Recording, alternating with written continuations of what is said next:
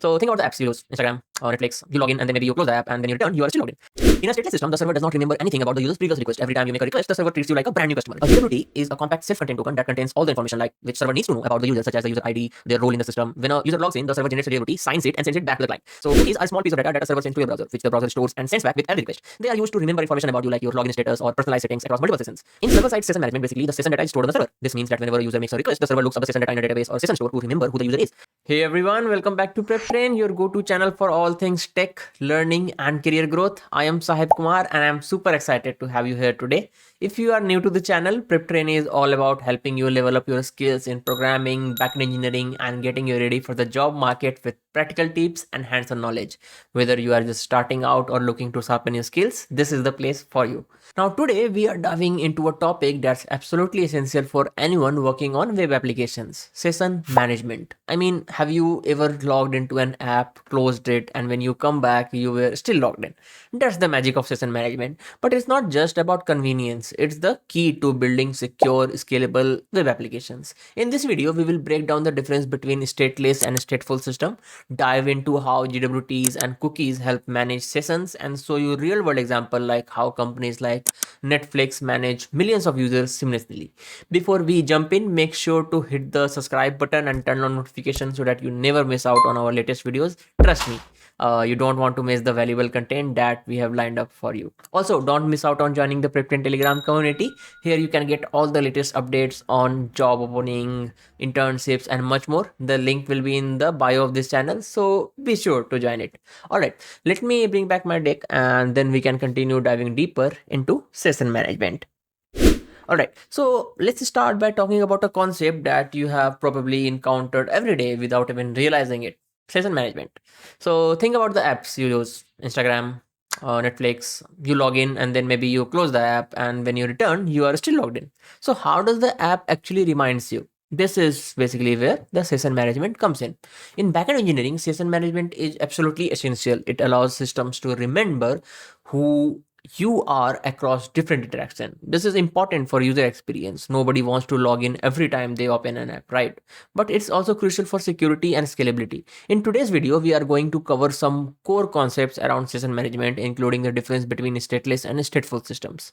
We will look at tools like cookies and JWTs that help manage sessions securely. By the end of this, you will have a solid understanding on how to implement session management in your own projects. So let's dive into first topic, real world analogy to help you visualize how session management works. To help you understand session management, let's use a simple example. Imagine you are at your favorite coffee shop. Every time you visit, the barista basically recognizes you and remembers your favorite coffee, and then even hands you a loyalty card to track your visit. In this example, you are the client, the barista is basically the server, and the loyalty card is your session token. So what happens here? When the barista hands you a loyalty card, they don't need to remember every detail about you. You can just show the card and they will know exactly who you are. This is similar to how a session token works in a web app. It's a way for the server to remember you without storing all your details each time. Now imagine you didn't have the loyalty card. So every time you will visit, you have to introduce yourself, explain your order, and then start from scratch. This is what is happening in a stateless system. There is no memory of prior interaction, but with that loyalty card, the barista can just pick up right where you left off, more like a stateful system. This example will help you better grasp the concepts and we will dive into next, but let's break down the difference between stateless and stateful system first. All right. That we have set the stage with our coffee shop example, let's go into the technical side of things. Stateless versus stateful systems. In a stateless system, the server does not remember anything about the user's previous request. Every time you make a request, the server treats you like a brand new customer. This approach is great for scalability because the server does not have to store any session data. However, it can be less efficient for the user since they may have to verify who they are with every request. On the other hand, a stateful system remembers the client between requests. So this means that once you have logged in, the server keeps track of your session, making it easier for you to interact with the app. However, this approach can become difficult to scale as the number of users increase because the server has to track all the active sessions. In large-scale systems with millions of users, stateless system usually scale better because the server does not need to store session data. Instead, the user provides with a token with each request which the server verifies. This leads to our next topic, JWTs or JSON Web Tokens, which are a popular tool for handling stateless sessions. Now, let's talk about JWTs, which are commonly used for stateless session management. A JWT is a compact self-contained token that contains all the information like which server needs to know about the user, such as the user ID, their role in the system. When a user logs in, the server generates a JWT, signs it, and sends it back to the client. The client then just stores it and usually in a local storage or cookie and then sends it with each subsequent request. What's great about JWT is that server does not need to store the session data. Instead, it simply verifies the token with each request. This makes JWTs ideal for scaling applications because server does not have to keep track of session data for every single user. The diagram on this slide that you can see right now, it shows you how it works. Basically, the JWT is created when the user logs in, sends it to the client, and return with every request. So you can see the structure as well, the header, the payload, and the signature.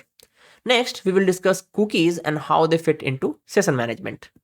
Alright, so let's dive into another important tool for session management, which is cookies. So cookies are a small piece of data that a server sends to your browser, which the browser stores and sends back with every request. They are used to remember information about you like your login status or personalized settings across multiple sessions.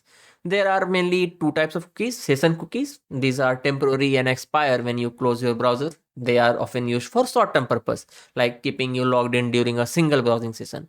And there are also persistent cookies. These cookies stick around even if you close your browser. That's why you might find yourself still logged into your email or social media account next time you open your browser. Persistent cookies store information for longer periods, often specified by the server. Cookies can be used in both stateless and stateful system.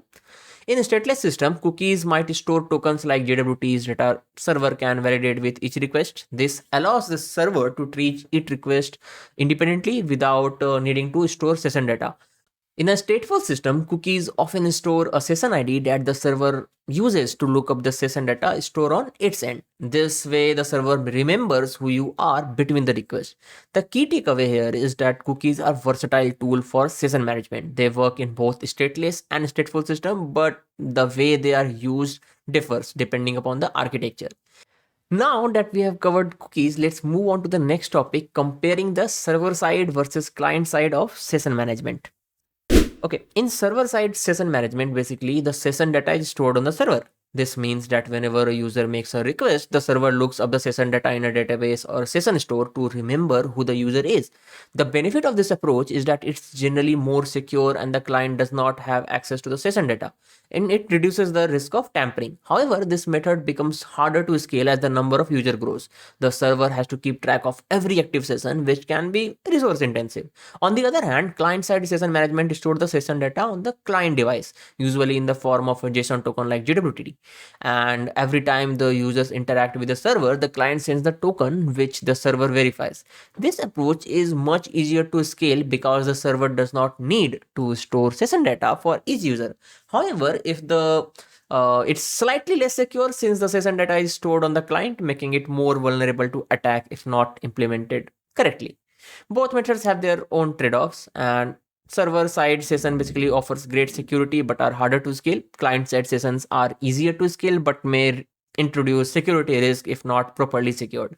When choosing between the two, it's important to consider your app's specific needs, whether you prioritize security or scalability. For instance, an app that handles sensitive data, like a banking app, might use server-side session for tighter security.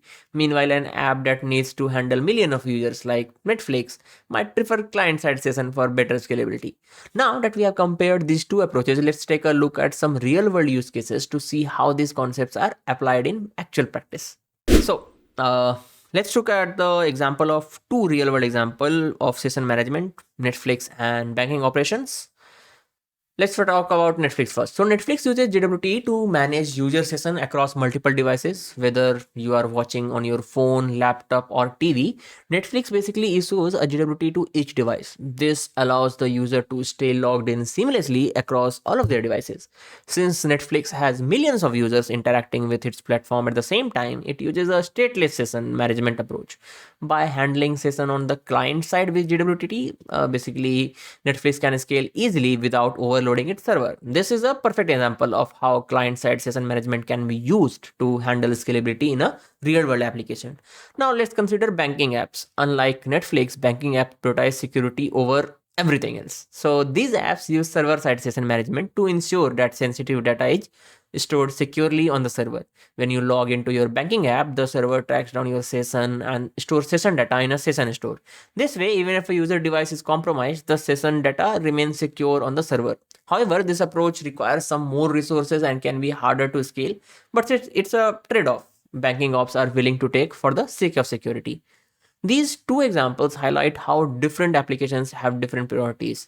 Netflix leans towards scalability with client-side session management, while banking apps basically focus on security with server-side session management. Next, let's recap everything that we have covered so far to make sure that you understand the key concepts of session management. Let's quickly recap what we have covered so far about session management. We started by discussing the difference between stateless and stateful system. In a stateless system, the server does not remember anything about the user between requests, while in a stateful system, the server keeps track of session data.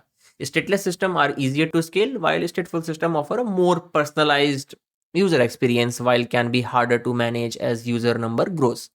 Next, we examine JWTs and cookies as tools for managing sessions. JWTs are used in stateless system, allowing the client to store the session token and send it with each request. Cookies, on the other hand, can store both session tokens and session ID depending upon whether you are using a stateless or stateful approach. Cookies are versatile and widely used for managing sessions in both type of system. We also compared server-side and client-side session management. Server-side sessions are more secure but harder to scale, while client-side sessions like those using JWTs are easier to scale but may come up with more security risk. Finally, we looked at some real-world use cases like Netflix, which uses JWT for scalability, and cross-device login, and banking apps, which uses server-side session for tighter security. Thank you so much for sticking with me until the end of this video. I hope now you have a clear understanding of session management and how it's crucial for building a scalable and secure web application. We covered quite a bit today, from stateless to stateful system to JWTs, cookies, and real-world use cases like Netflix. If you found this video helpful, don't forget to give it a thumbs up. It really helps us to grow and reach more people like you. And if you haven't subscribed yet, now is the perfect time. Hit the subscribe button and turn on notifications so that you're the first to know whenever we drop new content. Also, I did love to have you join our growing community on Telegram, where we share the latest job and internship opportunities, plus more tips like this. You can find the link in the bio of this channel. Stay tuned because we have got more great videos on backend engineering coming soon, especially on some interesting topics. Thanks again for watching, and I will see you in some other video.